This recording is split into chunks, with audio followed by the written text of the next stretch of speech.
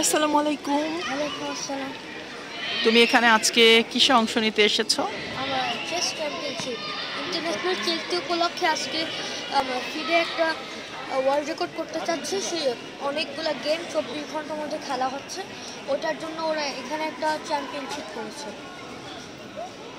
এখন পর্যন্ত কতটা রাউন্ড হয়েছে? এখন পর্যন্ত 4 রাউন্ড হয়ে গিয়েছে।